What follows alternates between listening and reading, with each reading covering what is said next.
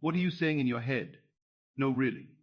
Not what you're consciously thinking right now, trying to frame it well because you know the question has been asked. I mean the undercurrent, the thing that runs beneath every waking moment, the silent commentary that colors your entire day, the conversation you're having with yourself as you walk to the kitchen, as you check your phone, as you sit in traffic or lie awake at 4 in the morning. Because I'll tell you something.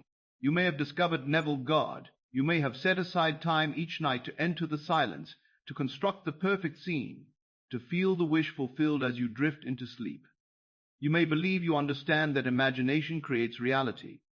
But if the other 23 hours of your day are spent contradicting that scene in your inner dialogue, then you are confessing the opposite. You are speaking against yourself, and consciousness, being the only reality, must harden your inner conversations into the facts of your outer world. You see, most people treat their imagination like a ritual, a special moment carved out of the day. They lie down at night, close their eyes, imagine the telephone call, the bank statement, the embrace, the healed body. They do it sincerely. They do it with feeling, and then they get up the next morning and spend 14 hours mentally rehearsing why it won't happen, why it hasn't happened yet, how long it's taking, whether they're doing it wrong. They look at the present facts and inwardly argue for their permanence. They narrate their limitations to themselves from the moment they wake until the moment they finally quiet down enough to do their scene again. And they wonder why nothing changes. If you have been practicing Neville's techniques and you feel stuck, if you've been affirming the wish fulfilled at night but your world remains unmoved, the problem is almost certainly here. It is in the conversation you are having with yourself when you think no one is listening. But someone is listening. You are, and you are the operant power. Your inner speech is perpetual prayer. It is confession in the truest sense, the ongoing declaration of what you believe to be true. And whatever you confess, you must experience. This is not about policing every thought. It is not about achieving some impossible state of mental perfection. It is about becoming aware of the conversation that has been running on autopilot for most of your life and daring to speak to yourself as the one you wish to be. Welcome, if you're new here. This is a space where we explore the teachings of Neville Goddard, one of the most profound mystics of the 20th century. Neville taught that consciousness is the only reality, that imagination creates reality, that you are not a helpless being in the vast universe, but the very center and cause of all you experience. And today we're going to go deep into one of the most overlooked aspects of his teaching, the discipline of inner speech, the absolute necessity of aligning your inner conversations with your imaginal acts. This episode will show you exactly how your inner dialogue is either building or dismantling everything you're trying to create, and more importantly, how to clean it up so that you are no longer working against yourself. Let's begin. Neville often said that the most important conversation you have all day is the one you have with yourself, not the one with your boss, your partner, your children, the one with you, because that conversation, more than any other, reveals what you truly believe, and what you believe you must experience. Belief is not something you claim on the surface. It's not something you announce or defend. Belief is what you inwardly say to yourself when no one else is around. It is the running commentary of your mind. And that commentary is the real creative force. Now let me be very clear. Neville did not teach positive thinking. He was not interested in pasting affirmations over doubt. He understood something far deeper. He understood that inner speech is not just thought. It is the word made flesh. It is how God, which is your own wonderful human imagination, moves from the invisible into the visible. Every time you speak inwardly, you are setting a direction. You are confessing what you accept as true. And the law, being impersonal and absolute, must crystallize that confession into experience. Most people don't realize they are confessing anything. They think their inner dialogue is neutral, just commentary, just reacting to what's happening. But Neville would tell you there is no neutral. Every inner conversation is either an affirmation or a denial. It is either in harmony with your desire or in contradiction to it. And if you have a beautiful imaginal act at night but a contradictory conversation all day, you are like a person trying to sail north with the rudder turned south. Let me give you an example. A woman wants to be in a loving relationship. Every night she does her scene. She imagines lying in bed next to her partner. She hears him breathing beside her. She feels his warmth. She whispers thank you into the darkness. Beautiful, sincere. But the next day she sees a couple holding hands in the park, and her inner voice says, must be nice, I never get that. She scrolls through social media and thinks, everyone else has someone. What's wrong with me? She goes to dinner with a friend and inwardly complains about how few decent men there are in this city. By bedtime she's exhausted from rehearsing her loneliness. Then she lies down and does her scene again, wondering why it hasn't worked. Do you see the problem? She is spending 2 minutes a day living from the end and 14 waking hours confessing the opposite. And because the Lord does not care which voice is louder, but only what you persistently assume, her dominant inner conversation wins. She gets more loneliness, more evidence that there are no good men, more nights alone, not because the law failed, but because she kept speaking the old story into existence.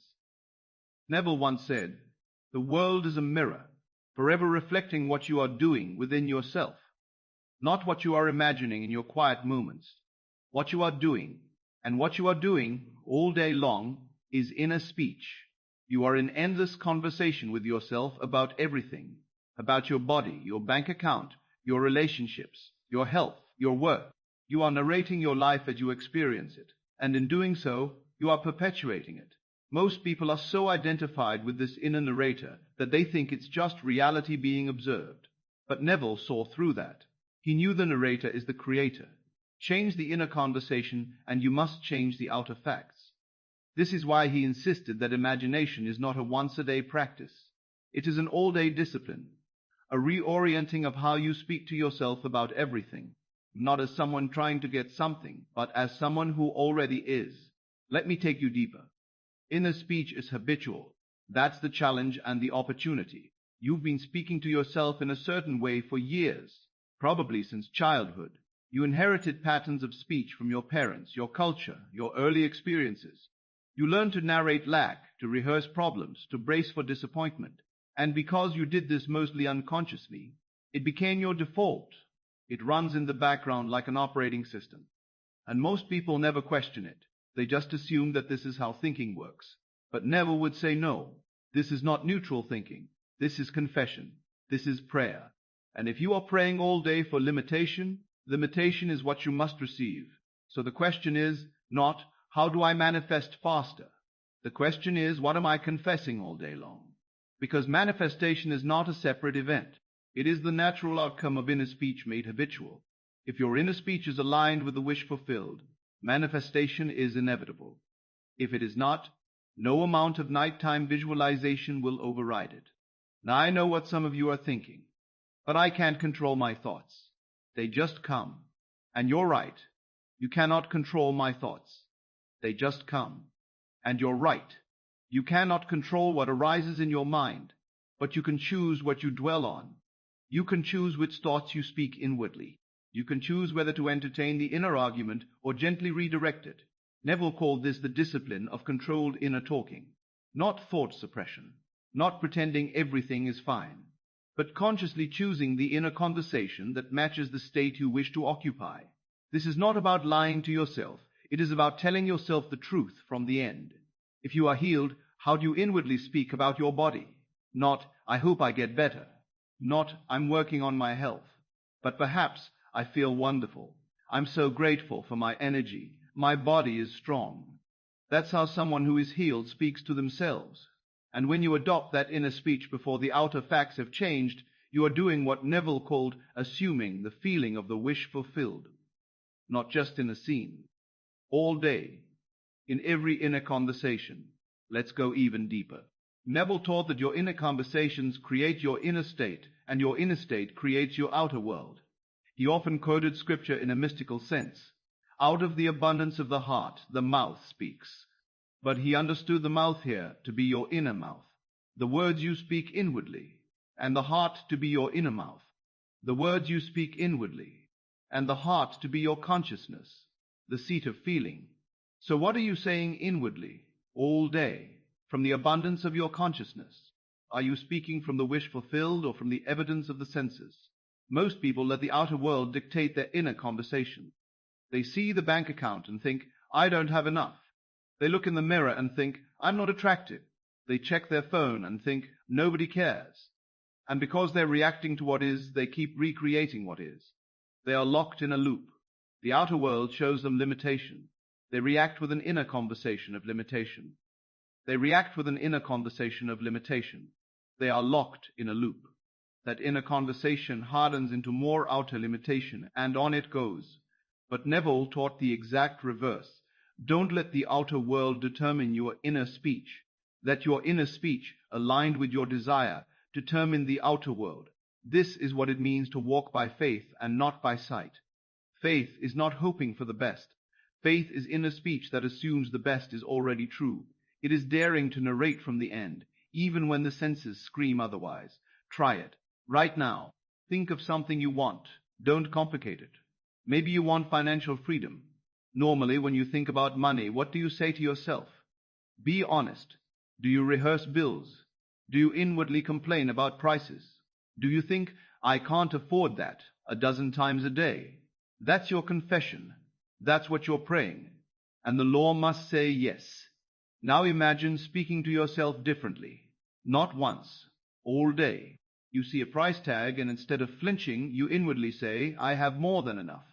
You think about your future, and instead of anxiety, you inwardly say, everything I need comes to me easily. You check your account, and instead of panic, you inwardly say, I am so grateful for my abundance. Do you feel the difference? That's not wishful thinking. That's a different state. And if you sustain that in a conversation, you must move into that state. And if you sustain that in a conversation, and from that state the outer world must reflect it.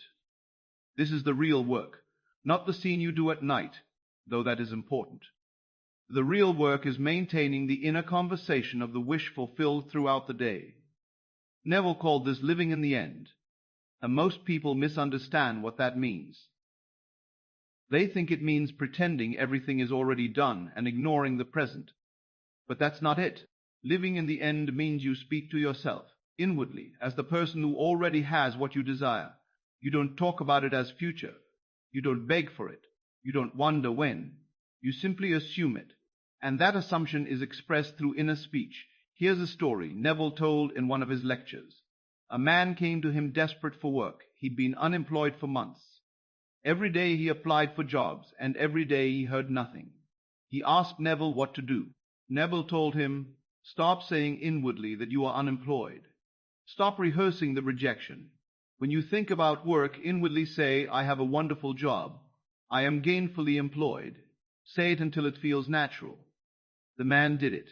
For days he caught himself in the middle of his habitual inner conversation and gently redirected it. He stopped saying, I can't find work.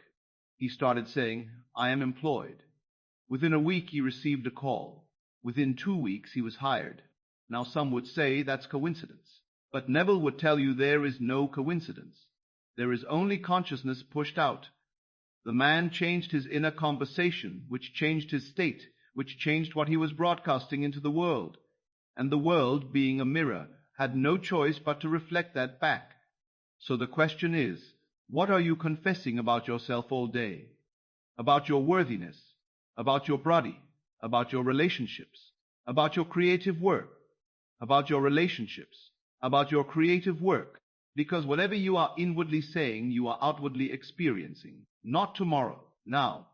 The world you see is yesterday's inner conversation made visible. Now let's move to the second part of this teaching. Cleaning up your inner conversation is not about perfection. It's about awareness and gentle persistence. Neville never taught that you had to become a thought police officer, monitoring every syllable. He taught something much simpler and more profound. He taught that you gently catch yourself in the act of negative inner speech and consciously replace it with speech that implies the wish fulfilled. This is revision applied to inner speech.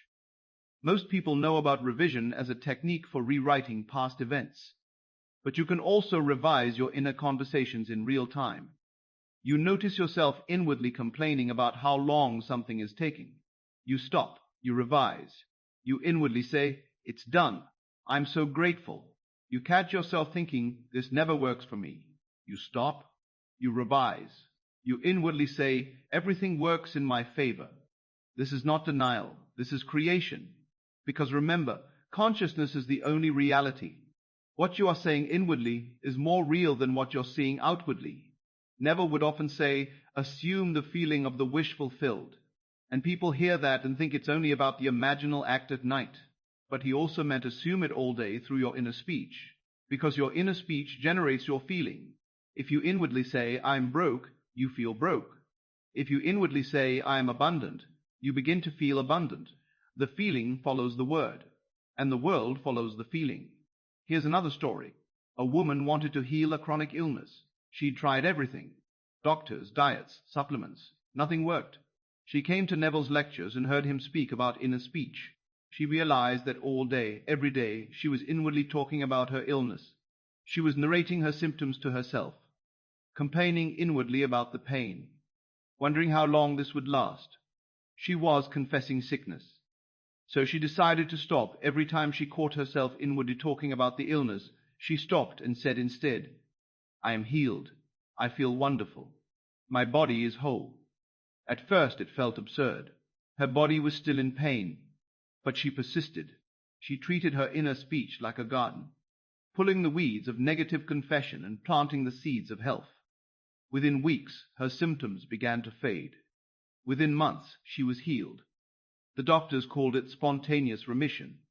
Neville would call it the natural result of changed inner speech. So, how do you actually do this? How do you clean up your inner conversation when it's been running on autopilot for decades? You start by becoming aware. Most people are unconscious of their inner dialogue. It's like background noise. So the first step is to simply notice. Throughout the day, pause and ask yourself, what was I just saying to myself? Don't judge it. Just notice. You'll be shocked at how negative, how fearful, how limiting it is. You've been confessing against yourself for years without realizing it. Once you're aware, the second step is to intervene, not with force, not with self-criticism, but with gentle redirection. You catch yourself inwardly saying, I'm so tired of this. You stop. You breathe. You say instead, I am grateful for how things are unfolding. You catch yourself thinking, nobody appreciates me. You stop. You revise. You say, I am valued and loved. It doesn't have to be elaborate. It just has to be from the end.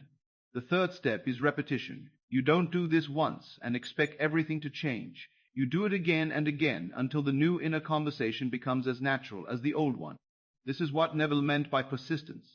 Not repeating your desire desperately, but persisting in the inner speech of the fulfilled desire until it becomes your automatic state. And here's the beautiful part. As you change your inner conversation, you will start to notice the outer world shifting, not because you're forcing it, but because you've changed what you're confessing. You've changed your state. And the outer world has no choice but to conform. Neville once said, you are told to let the word dwell in you richly. What word? The word of fulfillment, the word of the wish come true. Let it dwell in you richly, meaning let it become your constant inner speech. This is what he meant by prayer without ceasing, not begging, not asking, but inwardly speaking from the assumption that it is done all day, in every moment. Some of you are still doing battle with your thoughts. You think the goal is to have no negative thoughts. You think the goal is to have no negative thoughts. But that's not the goal. The goal is not to energize them with your inner speech. A thought can arise. Let it. But you don't have to narrate it. You don't have to build a case for it. You don't have to repeat it inwardly until it becomes your confession. You can simply let it pass and return to the inner speech of the wish fulfilled. Think of your mind like a radio. All kinds of stations are broadcasting. Worry, fear, doubt, old patterns. But you have the dial. You get to choose which station you tune into with your inner speech. Most people are tuned into the worry station all day, and they wonder why they feel anxious and why their world reflects anxiety. But you can change the station. You can tune into the frequency of the wish fulfilled simply by changing what you say inwardly. Now some of you are thinking, but what if I'm lying to myself? What if I say I'm abundant, but I know I'm broke? And I'll tell you what Neville would tell you. You're not lying. You're choosing which truth to harden into fact. Right now in consciousness, all states exist. The state of abundance exists.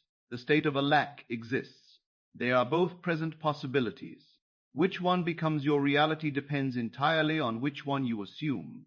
And you assume a state by inwardly speaking from it. So when you say inwardly, I am abundant, you are not lying.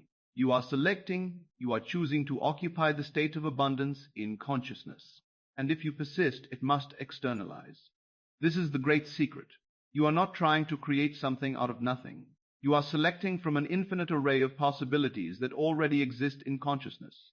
And your inner speech is the selector. It is the tool by which you tune into one frequency rather than another. So when you clean up your inner conversation, you are not manipulating reality. You are clarifying which reality you are choosing to experience. Let me give you one more example, and this one is profound. A man wanted to be successful in his career. He had talent, he had ambition, but every opportunity seemed to fall through. He came to Neville and described his situation. Neville listened and then asked, "What do you say to yourself about your career?" The man thought for a moment and then admitted, "I guess I'm always thinking about what could go wrong. I rehearse the conversations where people say no. I imagine the ways I might fail." Neville smiled and said, "Then that's what you're creating. Your inner speech is a confession of failure. If you want success, you must inwardly speak as a successful man." The man took it to heart. He started paying attention to his inner dialogue. Every time he caught himself inwardly rehearsing failure, he stopped.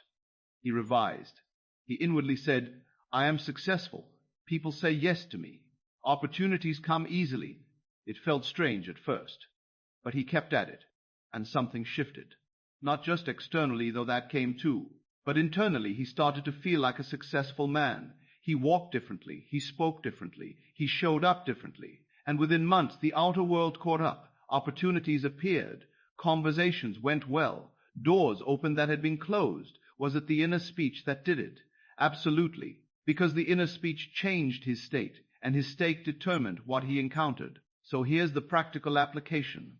Today, right now, you're going to start the discipline of inner speech, not as a burden, but as a joyful experiment. You're going to become aware of what you've been confessing all day, and you're going to gently, persistently redirect it toward the wish fulfilled. Start with one area of your life. Don't try to overhaul everything at once. Pick one desire. Maybe it's health. Maybe it's money. Maybe it's love. Maybe it's money. Maybe it's love. Whatever it is, decide right now what the inner speech of that fulfilled desire sounds like. If you had it, what would you inwardly say to yourself about it? Not in some far-off future, but today, right now. How would you narrate it inwardly? Write it down if you need to. Get clear. If you are healthy, you might inwardly. Write it down if you need to. Get clear. If you are healthy, you might inwardly say, "I feel amazing. My body is strong." If you are financially free, you might inwardly say, "I have more than enough. Money comes to me easily." If you were in love, you might inwardly say, "I am so loved. I am cherished." Simple phrases. Clear. From the end. Now, throughout the day, every time you think about that area of your life, use that inner speech. Not just once. Every time. You're going to catch yourself inwardly speaking the old way. That's fine. Just notice it. Don't criticize yourself. Just gently say, "No, I'm not speaking that anymore." And replace it with the inner speech of the wish fulfilled. Do this for one side. Just one. See what happens. You'll notice something remarkable. You'll start to feel different. The world will start to look different. People will respond to you differently, because you've changed your state through your inner conversation. And here's the key. Don't do this with effort. Don't clench your teeth and try to force it. Do it lightly, playfully, like you're trying on a new way of being. Neville always said, "Try it." He didn't say force it. He said, "Try it. Experiment. See for yourself." Because this is not a belief system. This is a law. And the law works whether you believe it or not. But when you test it, when you apply it, you prove it to yourself.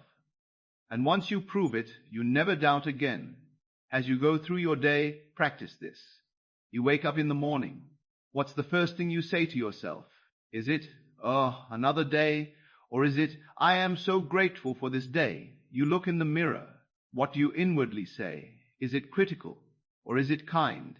You think about your finances. What's your inner narrative? Lack or abundance?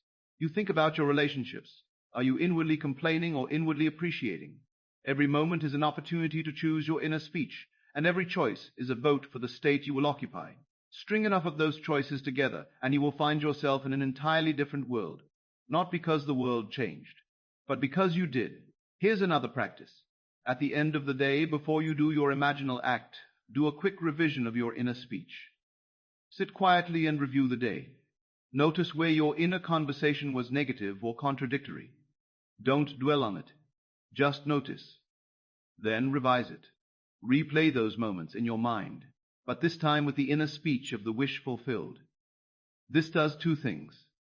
It rewrites the day energetically, and it trains you to catch those patterns more quickly tomorrow. Then when you do your scene at night, you're not fighting against 14 hours of contradictory confession. You're building on a day of aligned inner speech. Your scene becomes the natural extension of your inner conversation rather than a desperate attempt to override it. And one more thing, be patient with yourself. You've been speaking to yourself in a certain way for a long time. It's going to take a little while to rewire. But every time you catch yourself and redirect, you're weakening the old pattern and strengthening the new one. Neville called this the principle of mental equivalence. You cannot hold one inner conversation and experience another outer reality. They must match. So as your inner conversation changes, your outer world must follow. Some days you'll do well. Some days you'll forget and slip back into the old patterns. That's okay. This is not about perfection. It's about direction. It's about direction. It's about direct. As long as you're moving toward inner speech that implies the wish fulfilled, you're on the right path. And the more you practice, the easier it becomes. Eventually, the new inner conversation becomes automatic. And when that happens, you are living in the end without effort. You are that person. And the world has no choice but to reflect it. Now let's zoom out and look at the bigger picture. Why does this matter beyond getting what you want? Because this teaching is not ultimately about manifestation. It's about identity. It's about who you are. Neville taught that you are God, not metaphorically actually. You are the creative power of the universe expressing as an individual. And the tool by which you create is consciousness, and consciousness expresses itself through inner speech.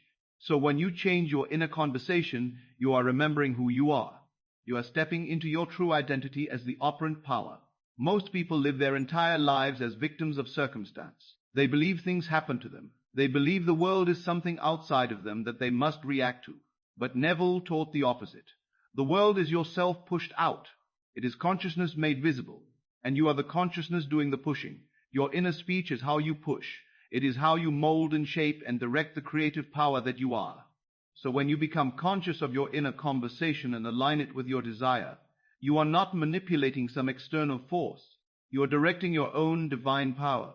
You are creating deliberately rather than by default. This is what it means to awaken, not to leave the world, but to realize you are its cause. And once you realize that, everything changes. You stop being afraid. You stop feeling powerless.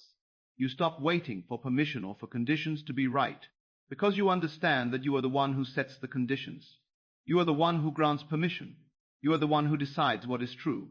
And you decide through your inner speech, through what you inwardly say to yourself, about your life, about your future. Every inner conversation is a decree. Every decree hardens into fact. This is the law, immutable, impersonal, always working.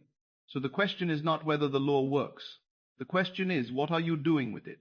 Are you decreeing consciously or unconsciously? Are you confessing the wish fulfilled or confessing against it? Because either way, you are confessing. And either way, your confessing must become your reality. Neville often quoted the Bible in his lectures. Let the weak say I am strong. Not I hope to be strong. Not I'm working on being strong. But I am strong. That's inner speech. That's how the weak become strong. Not I am's wrong. That's inner speech. That's confession. That's how the weak become, by inwardly saying so until it becomes their state. He also quoted, call those things that be not as though they were. This is not pretending. This is creating. You call something that is not yet visible as though it already is. You speak to yourself as the person who already has it, and in doing so, you bring it into being. This is the power you have. This is the power you are. And inner speech is how you wield it. So if you take nothing else from this episode, take this. Your inner conversation is not idle chatter. It is creative power in motion. It is prayer. It is confession. It is the word becoming flesh. And you have complete control over it, not over the thoughts that arise, but over the conversation you choose to dwell in. So dwell in the conversation of the wish fulfilled. Dwell in the conversation of the wish fulfilled. Dwell in the inner speech of the person you want to be, not someday, today, right now, in this moment. As you listen to these words, you can say inwardly, I am that person, I have that thing, it is done. And if you say it, and if you persist in saying it, it must come to pass, because consciousness is the only reality. And what you are conscious of, you must experience. Let me close with this. You clicked on this episode because something in you knew. You knew that the real issue was not your technique, it was not your scene. It was the conversation you were having with yourself when no one was listening. And now you know. You know that your inner speech is either confessing the wish fulfilled or confessing against it. And you know that you have the power to change it. So tonight, as you prepare for sleep, don't just do your scene. Review your inner speech from the day. Notice where it was aligned and where it contradicted. Tomorrow, do better. Not perfectly, just better. Catch yourself a little sooner. Redirect a little more gently. String together a few more moments of inner speech that implies the wish fulfilled. Day by day, moment by moment, you are rewriting the script, not the script of your outer life. That will rewrite itself. You are rewriting the script of your inner conversation. And that is the only script that matters, because the outer must follow the inner way to go, always, without exception. You are not a person hoping for change.